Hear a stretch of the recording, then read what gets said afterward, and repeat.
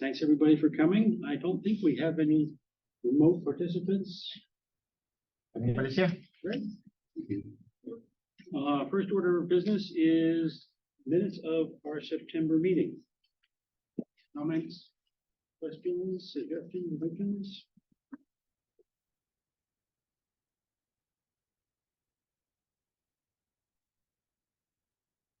If not, may I have a motion to accept as written?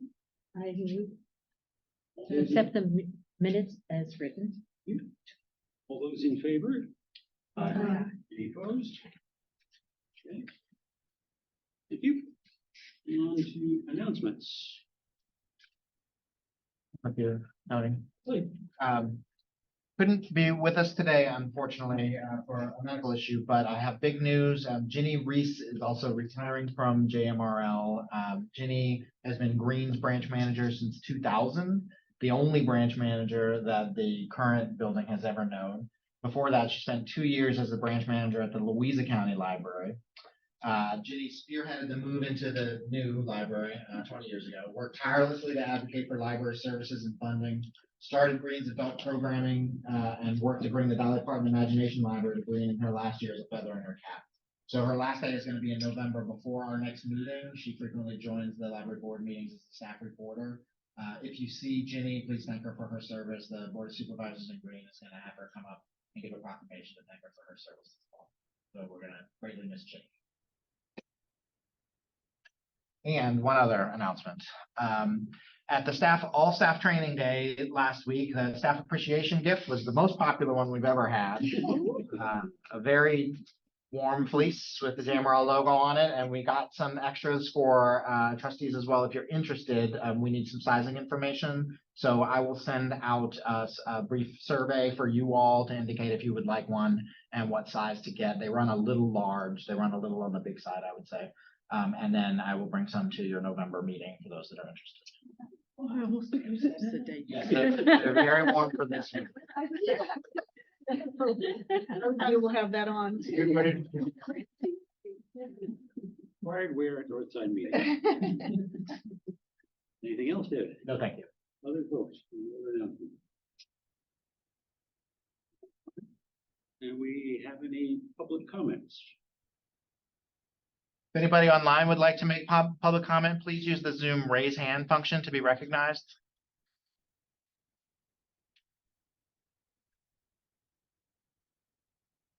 Any takers for public comment today?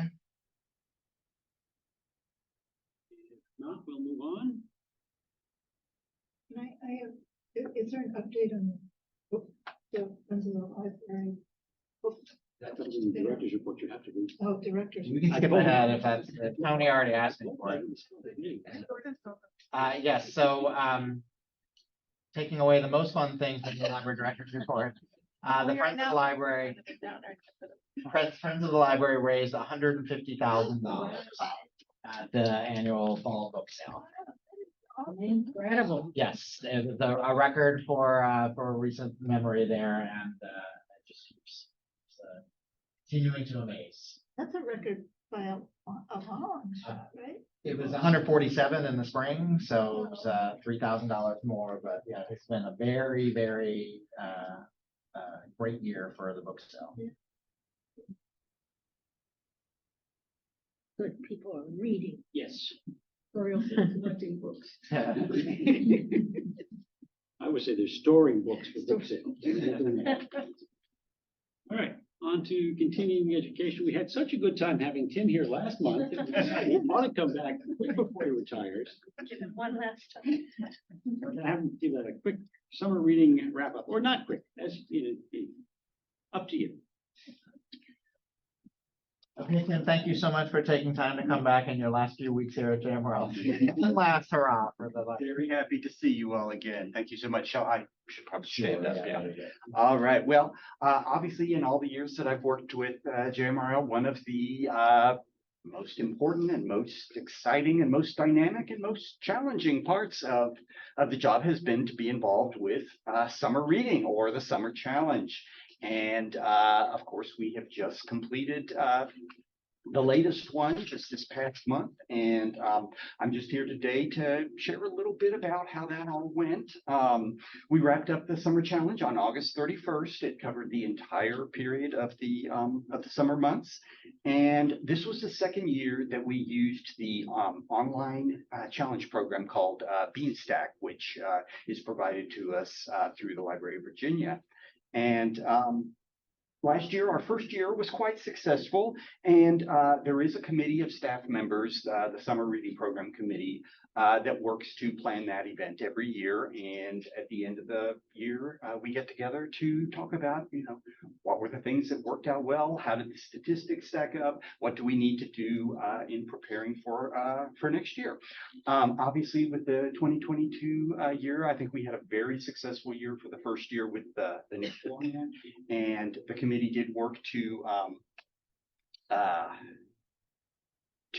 kind of address maybe a few growing pains or complications with that first year format. That included providing a little more guidance to the participants who were navigating between the paper forms that we've used for years and years and years and this online version, and then helping the staff to further clarify a few things so that they could assist the public a little bit more. One of the great things about Beanstack, and there are many of them, is that it does allow for us to pull together a lot more different kinds of statistics than we had access to before. So that's been a real benefit to using the program as well. As far as the slide that is up here, this is kind of a comparison of participation in recent years. To preface that, I'll mention that as far as number of registrants that we had in the program, we did increase from last year. So we're hoping that indicates an increased level of comfort with the program and interest in its use. I would say across the board, we had about a 10% increase in signups for this year over last year. So we're really pleased about that. And some comparisons from recent years. What this particular table provides is kind of a slice of how participation has gone in the years right before the pandemic and right through and up to the pandemic. As you can see, the way we gathered the statistics prior to Beanstack, and that'll be everything from 2021 and earlier, was to determine, how many participants had completed the activities on the first of what we had of 3 challenge sheets. And so the figures for 2019, the last year before the pandemic, are there. And as you can see, in 2020, there was a big drop with access issues and so forth. And that, as the library was more open to the public in the next year, things began to increase and all that. And then 22 and 23 are the years with Beanstack. One of the changes we made this year was to return to a few familiar formats that we think were well received. In 2022, we used a point system to track the amount of activities that people completed, and we had some feedback suggesting that using the monthly challenge documents that we used alongside the program would be very helpful for people. And so that's what we did for this year as well. So anyway, as you can see, we're beginning to move back toward the pre-pandemic years, and hopefully in the next couple of years, we'll reach and surpass those. Couple of observations that I can give you. This year, more than half of all of the registrants completed at least 5 activities after they signed up for the program, and that's kind of the equivalent of the first challenge sheet. That was what was required to earn the first prize during the program. Generally, there is a bit of a drop-off in the participation toward the end of the summer. By August, of course, families are beginning to get back into school mode, fall mode, and a number of other things. So many of the schools had started, well, I think all of them had actually started before the end of the program. So understandably, a number of people weren't as active in programming. As it turns out, there are many more statistics that we'll have access to. The Summer Reading Program Committee is actually meeting tomorrow afternoon to analyze these a little bit further and also analyze feedback that we received from staff about how the program worked this year. And that'll be basically the foundation for starting and planning the program for 2024. So definitely looking forward to analyzing all that with the group and taking a look at what the plans will be for next year. In a nutshell, that's kind of how things went this year. Did you all have any questions about anything? Anybody try Beanstack? Rita, did you get a prize? I had several, I'm here to tell you. And my great granddaughter had one too. Because I was reading the book. I have a question that as is for, I think you and David. I'm just kind of curious if folks at the library are aware of the Ann Arbor summer game, of what they've done there. So I don't know if I can describe it all that well. My wife's actually been a bigger participant than I have, and they were only able to do this because they had like a fairly significant in-house development staff going back like 15 years. So it's not something that like it's necessarily easy to pull off. But they had sort of a normal kind of summer reading program started in the print world of, you have to read X number of books and you get a prize and so forth. And then they sort of had this, they came up with this game that is essentially, it's kind of like a treasure hunt all around the town. And there are some things that are library specific, like you've got to go to this branch and find this book, and then look at the first word on page 7, and you plug it in, and then so you're getting points, and the points build towards various prizes. And so some of it's library specific that it's actually really encouraging people to learn how to use their library system. Right. And part of it is more community oriented. And so it's like, you've got to go and find the name of this person on this statue in this park.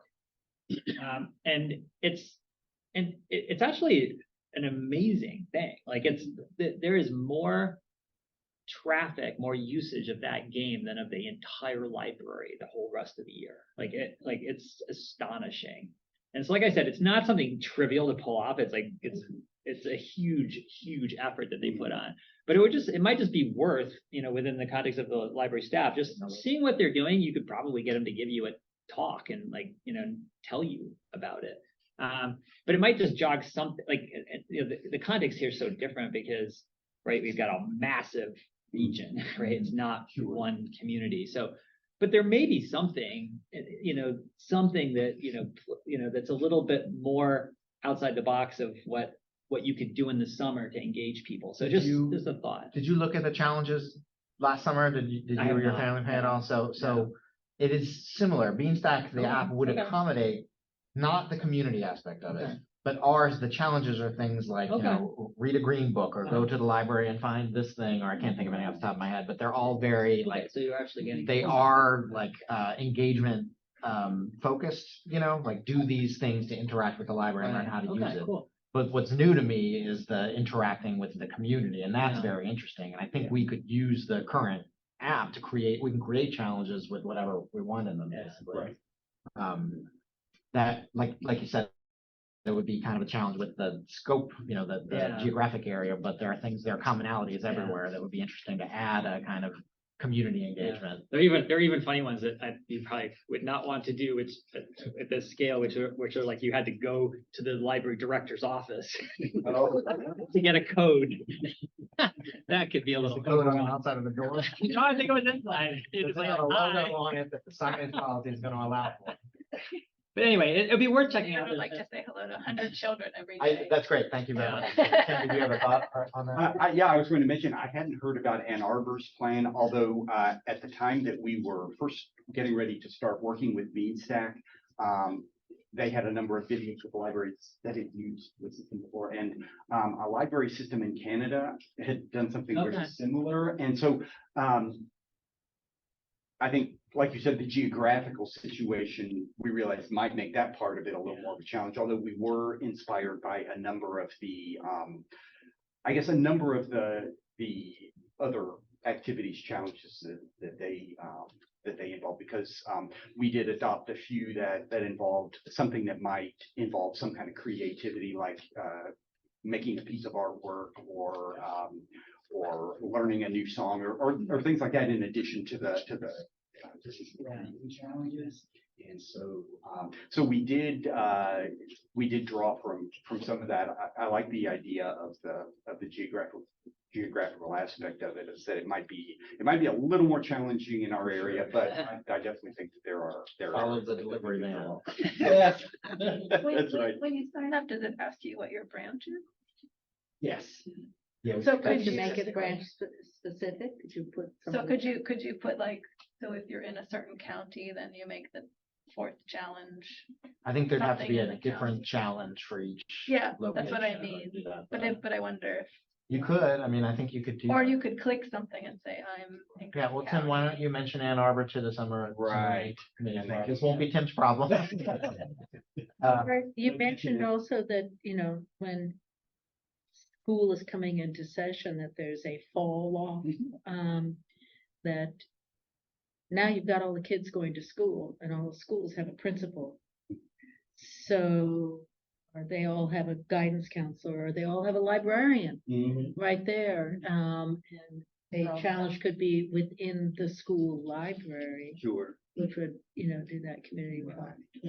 Yeah, I think it's it's the single biggest, like most successful effort of getting people engaged with the library I've ever seen. And so I just think that the potential of the summer challenge, summer game thing it's easy to write it off as like, oh, it's just a fun thing for the summer, but it actually is like really cool. Did they build an app? They had developed. They built it all themselves. Yeah, it was like an Yeah, enormous we don't have the effort. capacity for that, but we have access to an app that a lot of libraries use Exactly. that does Yeah. something pretty Yeah. similar, probably based on that type of Might be, model. yeah. I guess an additional thing that we've done with our challenges to try to make them as accessible as they could be to everybody is to try to make as many of them open to different ways of completing them as well. So that was another way, especially since since the program is open to all ages, so that everything doesn't seem like it's geared especially maybe toward one age group, so that people could look at the different challenges and find a way to complete them that would fit where they were. So that's something that we've been working on to perfect as well, to broaden its appeal that way too. Thank you, Jeff. Okay. Thank you very much. Thank you. Promise not to ask you back next. All right, on to first is the central renovation. I don't have a whole lot to report since we last met. We have met with, I know David and I met with Juan Diego Wade with the city council and with Natalie Oshrin, who is the anticipated new city council member. And they were both great meetings, actually. And both expressed their support and wanted to help out and that sort of thing. I know David and Jay met with two board of supervisors and Yeah, Jane and I met with Diantha McKeel and Jim Andrews, and met both of them at Central, gave them a tour of the building, talked about the facility needs, and they were generally supportive of the need for a renovation there, and talked about some of the barriers that the library might face. Ann and I also met with Brian Pinkston from the city of Charlottesville, so we've met with 5 elected officials in total to this point. I also met with the county administrator from Albemarle County and the budget staff to talk about this project. So both the city of Charlottesville and Albemarle County are well primed for another round of CIP discussions, and we're meeting tomorrow as a full group to strategize a bit.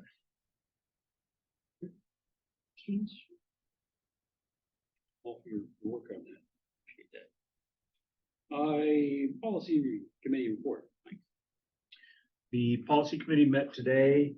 and discussed policy 5.6, which is signage in the library. We have a draft that the committee is happy with. We're going to take it for some feedback from legal and also from the branch managers. If nothing comes up from those, then we'll have a first reading next month. And if there's some further issues that we need to discuss as a committee, then we'll bring that at the next policy committee meeting, which will be 2 months from today, or 2 months from this at the December meeting. So that will be, we'll see, that's a potential first reading for next month, but we won't know until closer to that time. We also introduced or just started looking at policy 4.234, which is the Safe Child Policy. That's a regular 10-year review.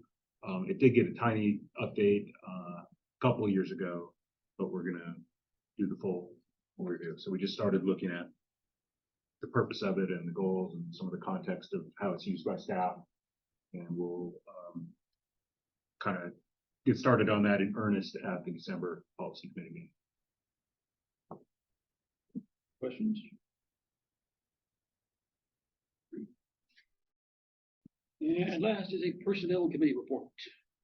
Okay, we had a personnel meeting on October the 2nd at the downtown library, and we looked at requests for budget, and we finally ended up with what we're going to send to the budget committee. That we were basically looking at the annual cost of living increase for all staff at 2%.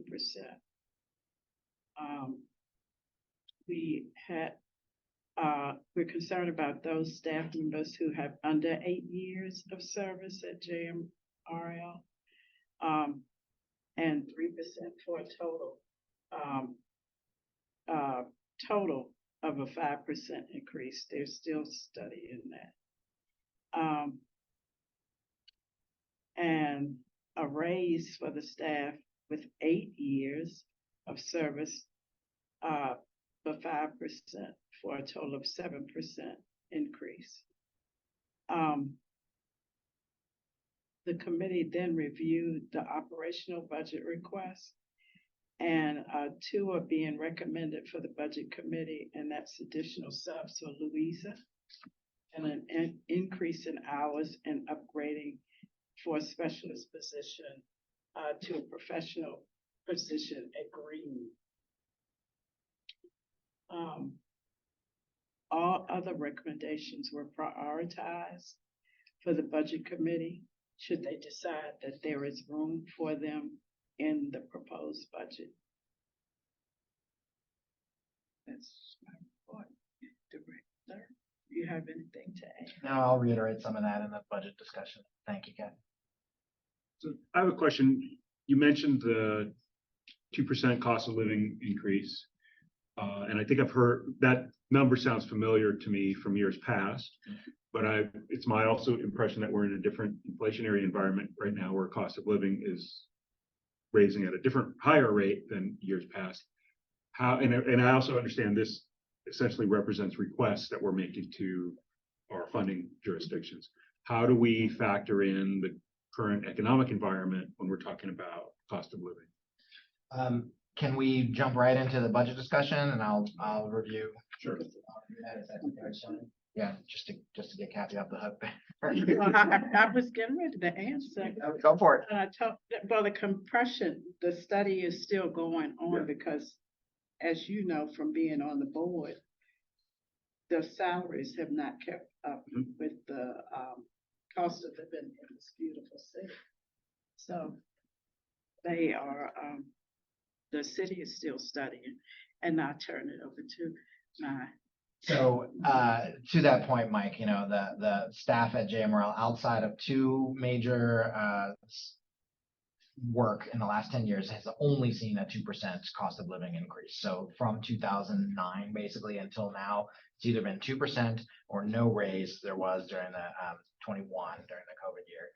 We did have a compression adjustment. That was a 3-year roll-in where some staff saw some raises in order to get them on a track where they would be on pace for midpoint of their pay grade at 8 years of service. And then we had the minimum wage adjustment where we brought the bottom of the pay scale up. But in general, it's a true statement to say that most staff have not kept pace with inflation, as you're saying. So what the personnel committee is suggesting is a 2% cost of living. This was a recommendation from the city of Charlottesville's HR as you kind of separate out performance raises from cost of living. So there'd be 2% for that, and then additional raises on top of that. All staff under 8 years, it would be a 3% raise for a total of 5. Everybody over 8 years, it would be a 5% raise for a total of 7. So staff would either get, if this is fully funded, if the board adopts it and all 5 of our jurisdictions adopt it, for next year, either a 5% raise or a 7% raise. But this doesn't address the long-term problem of movement along the pay scale and the rate of inflation. In order to do that, we're working with the city of Charlottesville to redo our comp study, basically to change from the bands and stages that we have to a step program over time, where it's like you start in this step and the next 10 to 15 to 20 years are laid out, and here's what the expectation is year to year. We expect that work won't be done until we're working on the next year's budget, and then getting that funded might take several years of working with our jurisdictions. So I guess I'm not clear. I haven't looked at the pay plan in detail, but I guess the funnel, and you mentioned, I know compression is, we've responded to changes in the minimum wage. Yes. And that's resulted in that affects the bottom and not the top. And so that's what the idea of compression is. I'm just talking about a general index to inflation. Is any part of our pay scale indexed in the sense? Okay. So I guess that's the fundamental. Yeah, there has been effectively our comp plan is broken at this point. The raises that have happened since 2009 are not enough to move staff along even our outdated pay scale to get to a point where they can keep up with inflation. And is this similar for city? Do they have also a non-indexed? I guess when I hear cost of living raise, to me that's might naturally be indexed to some, broader economic indicator. Is that the case if I'm comparing to a city or Albemarle County, for example? Do they also use this what I would call, and correct me if I'm wrong, this sort of non-indexed approach? Yeah, my impression, and I can't speak entirely for those organizations, but my impression is that they have not, and it has been funded depending. It has depended on how much money they have available. Basically, both the city and the county have moved to a stepped scale where there will be an annual cost of living, which I don't know if they tie it to the CPI or what they do with it, but they give some amount of money there. But then they also have transparent movement along that pay scale based on numbers that are set for your step basically through time. So it removes a little bit of the uncertainty from the movement of inflation when you're going to get some amount for cost of living, and then also you're going to be getting a performance-based raise that you have laid out for the next 10 to 20 years. Although I think performance-based, I'm only hearing seniority as the factor. Yeah, this year we cannot address this problem. So what we're trying to do now is to give some sort of relief to staff in next year's budget, basically. Okay. I guess my takeaway from this is if ultimately, again, these are proposals and we're asking for funding from the jurisdiction. We're trying to do the best we can for our staff and for the needs of the library based on what we can persuade them to, or make the case that needs to be funded. It seems to me if I were in favor of this indexed approach, it's going to be a harder argument to make if the count. If the funding jurisdictions are or are not doing indexing, then we're going to kind of have to fall in line with that, it seems to me. Yeah, I think that none of them, so in the past 3 to 5 years, all of our jurisdictions have been offering higher percentage level increases for their staff. So they are aware of and it's more for many of them about the job market than it is about what the inflationary rate is. It's about retaining staff that they have, being competitive in that market and this market that they're sometimes having to compete with each other for. So they have been able to offer sometimes up to, over 5% increases for staff, sometimes up to 10%, while we have been static at that time. So they all understand the scenario that we're operating in and that they're operating in, but they haven't, as far as I'm aware, none of them have specifically tied it to the CPI. All right, thanks. It's a good question. And I'm hoping Patty, by giving a little bit of clarity here, but what the Personnel Committee is suggesting basically is a two-tiered raise for next year for staff. So entirely either 5% or 7% based on seniority as kind of a holdover, a stopgap until we have a new comp plan and get that funded, which may or may not be the next year. It might take longer than that. We tend to drag behind our jurisdictions in compensation. Also 2% overall. Well, no, No, that's included. Oh, that would include. 5 or 7, including the 2%. And this is what the Personnel Committee is suggesting to the Budget Committee, which is going to meet on November 1st.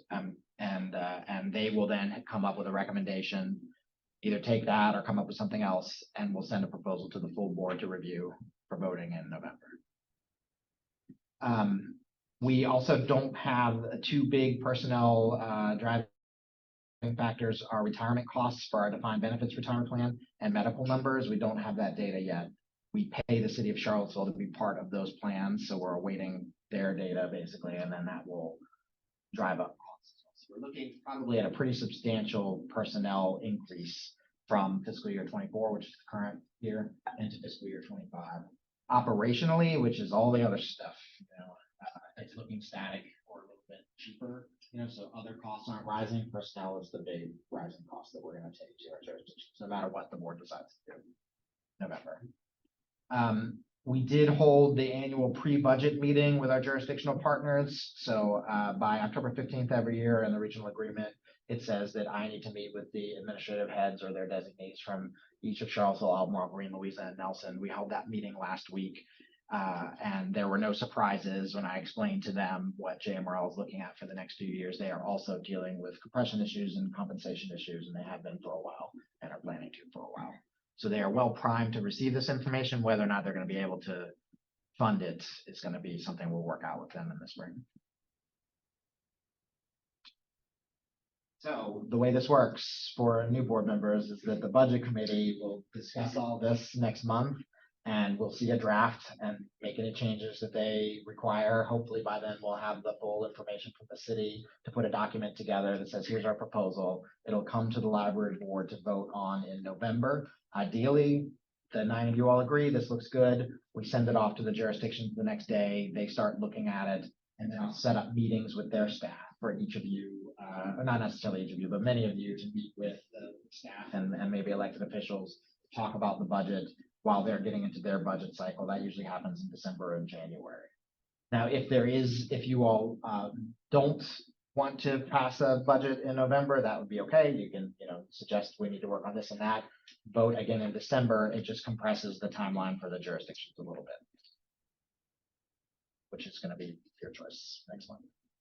Okay, there's a lot of stuff that happens in like October, November every year. So it's a little bit of the hectic time of the year to get this together.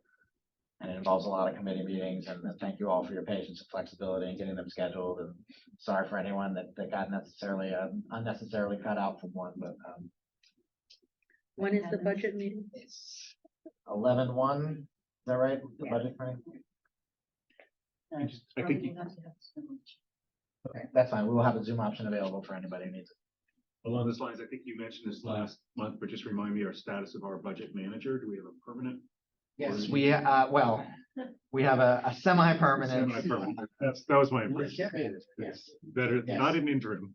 No longer interim. We have a commitment from our once and future budget manager, Jerry Carchidi, to stay with us through the end of this fiscal year. So he is on the payroll until at least June, and we'll see what happens to get closer to that date, which we're very lucky to be able to have. So Jerry will be here next month because it will be time for the board to look at the budget, and he can answer nitty-gritty questions about some of the operational aspects.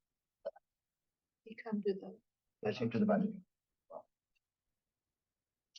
And he'll explain, if you look at this year's budget, sometimes you look at a line item and it'll say, like, I remember a previous president asking what the difference between contractual services and service contracts. Things like that, where, that's the language that's used by the software that we use, but he can tell you, here's what it means, here's what we're spending money on. Other budget questions? Okay, thank you all for the work that's happened so far, and then the work that's gonna come in next month. Which reminds me to look at the schedule for the November meeting. Which is, I believe, the 27th, so it's Monday After Thanksgiving. And it's at Gordon Avenue, not here. That's the tricky part. That's not tricky until the meeting starts and everybody on the north side has to then go over to Gordon.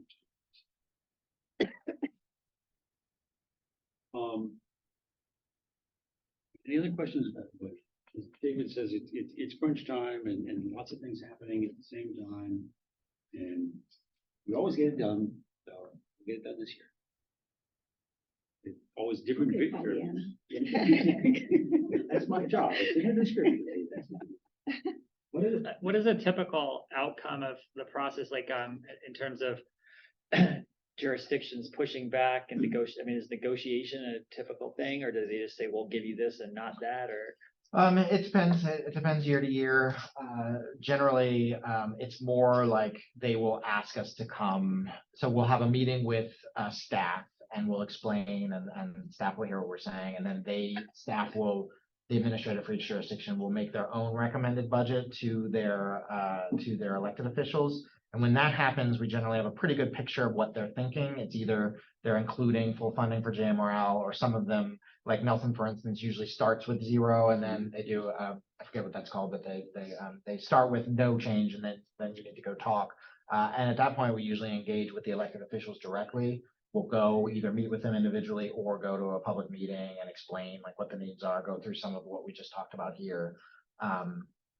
And advocate for the need. And then usually it will come down to their voting. So we'll try to work with them in advance to figure out like what each member of each board is thinking and whether or not we need to spend more time talking to somebody to talk about library services. It's generally not like it's not like a horse trading type situation where it's like, okay, well, we'll give you this. No, we need this and this and that. It's generally, they understand what the needs are. It's whether or not they've got a lot of competing needs, whether or not they can afford it. If we have not every year, not all 5 jurisdictions necessarily are going to be able to fully fund. So we will work with individual jurisdictions on if we need to scale back on something for them. One thing though that new board members should know is that our pay plan is system wide.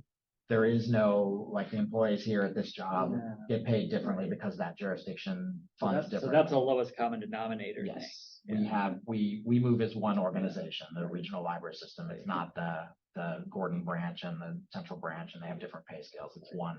I prefer favored nations. And what sometimes happens too is that we know in advance that a jurisdiction is going to potentially not grant our allocation. We don't pack the board meeting, but we call trustees from that jurisdiction show up at the board meeting and make public comment, which has worked fairly well in the past, I think. We haven't had to employ it in a couple of years. I think it's mostly an educational thing. It's explaining, we have a very good relationship with all 5 partners. They all trust our budget process. They don't see a lot of fat there. It usually just comes down to what they can fund and what their competing interests are. And if we're competing with the fire department in a given year, then they might have to choose the fire department. So there's never oh, we don't believe you, you don't need that type scenario. It's more just, making sure we're clarifying what it is that we're asking for and what it's going to accomplish. As you well know, other interests always go to board meetings to say. Sure. So we want to make sure that we get heard in the midst of it. Did that answer your question? Yes, thank you.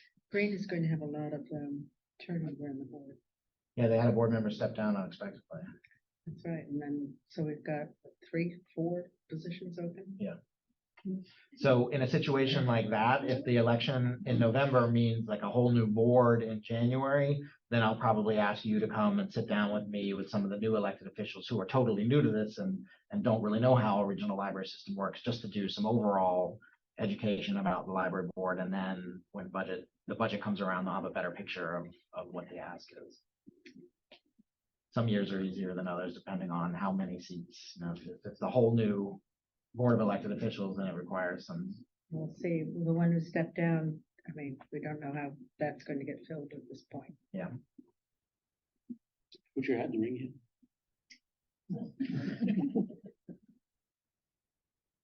Any other I dis- thought about it for that. Yeah. Any other discussion about the budget? Thanks to the Personnel Committee for doing the work on this and pushing that forward. On to old business. Do we have any? Nothing on the agenda. Okay. Brings us to everybody's favorite part of the agenda, the library director's report. Well, Friends of the Library raised $150,000. Last night was also the annual awards and scholarship dinner for the Virginia Library Association's annual conference, and book sale manager Peter Mano and I attended and accepted the Friends of the Library of the Year award. Peter has it, so I didn't bring it today, but it's a very nice glass sculpture about a foot high. Likely it'll be at Gordon Avenue, probably in the public area for the library users to see, and then the Friends will hold it there. But it was a very, very special night, and we handed over the Library of the Year to Williamsburg, which is the 2023 Library of the Year. JMRL no longer the Library of the Year, just in my heart. Although I was telling them that they got a nice plaque. The plaque at Central is the official one we got from the Virginia Library Association last year, and it says the dates of the awards and the Jefferson Madison Regional Library of the Year. And I talked to BLA and I said, well, who made that? We want to get one for every branch. And they put me in touch with the folks who made it. I said, can you please replicate that and make 7 more? And they did. And when we got them, they're different. They don't have a date on them. So if you see the one here or at your branch, it doesn't have a date on it. And I thought, well, that's okay. Still number one. Yes. At any rate, so and last week was also Friends of the Library Week. So special thanks from me and from you all, I'm sure, to their board and all of their volunteers. That book sale is Peter Mano and Austin Connor are paid employees of the Friends of the Library, but everybody else there is volunteer, and they just do an amazing job of marshaling our workforce to put together this thing that is really a spectacle. And if you missed this one, there'll be another one in the spring, and been lucky enough the last few years since COVID, moved it out of the basement of Gordon Avenue over to the old north side, and it has been a tremendous success because of the parking access and because of the elbow room available there. That was a very fun social media video, by the way. Oh, Yes, that's that great. was really good. Moving all that. Yeah. That was great to see the. That's team. great. I'll pass that along Yeah. to Jennifer. That was fun. That was fun to see. It's a lot of work that goes into it. So thank a friend if you see one. I mentioned staff training day was last week. Very positive feedback from staff. We always put out a survey for staff to see questions about the venue. Food is always not perfect, so some thoughts that people have on the food. It was sticks for lunch, and we enjoyed it, but we didn't have quite enough of some items. So we had good training from the state. The breakouts were successful. The venue was very good, actually. At JMRL, it met our needs really well. The parking was a little tight, but there was enough outdoor space and enough kind of communal space there that people got to. This is the one day a year where people can meet their colleagues from other branches that they might talk to on the phone or email or Zoom all the time, but they can meet in person and share lunch. So, very successful day there. Nelson and Louisa are now officially partners for the Dolly Parton Imagination Library. So board would recall we got a CE from soon-to-be retired Ginny Reese about Green's involvement last year, for those of us that were here at that point. That means now all 5 jurisdictions that JMRL serves are part of the program. So in Charlottesville and Albemarle, it's covered by the Charlottesville Albemarle Rotary Club. In Nelson County, it's the Grow Nelson Library, and they're working with United Way. You have to have a 501c3 nonprofit partner for it. And Louisa and Green also have partnerships there. This means that in each jurisdiction, every child up to 5 years old is eligible to get a free book mailed to them. So it's a tremendous outreach opportunity, great partnership with the library. At this point, the library's role is usually to host programming that has to do with it. It's not fundraising or holding any money per se. That's the nonprofit's job. But it's like in Green this week, they're going to have a 1-year anniversary party with the cutout of Dolly Parton, to talk about 1 year there, and they're gonna have a kickoff at Louisa at the Louisa Library for Dolly Parton Imagination Library coming there. So if you want to go to the 1 year anniversary party in Green, it's tomorrow at 3:30.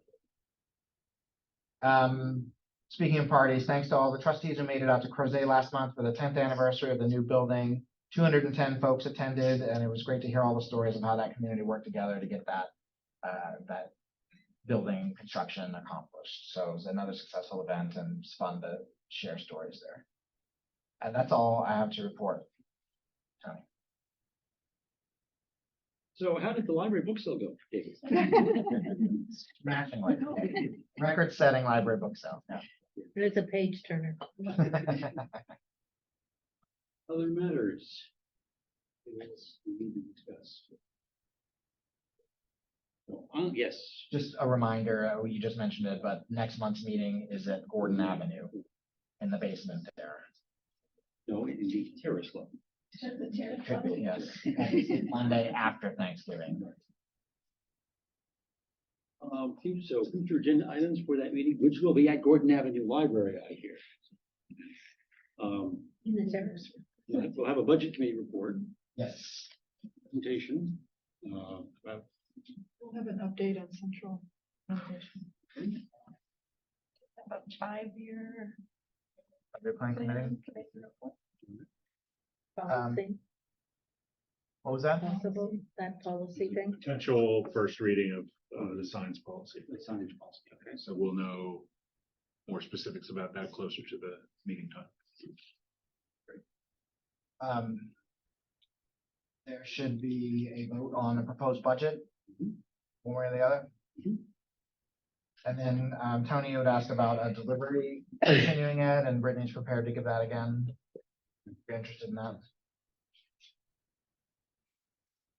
I always, I see the JMRL truck all the time. And I think to myself, who schedules this thing? How does this work? And subject you all to continuing education and figure out how the library. It's a fun one. Other agenda items?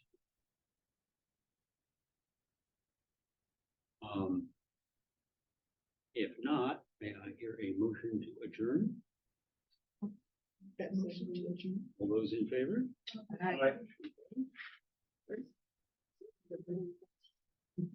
Well. I don't even know.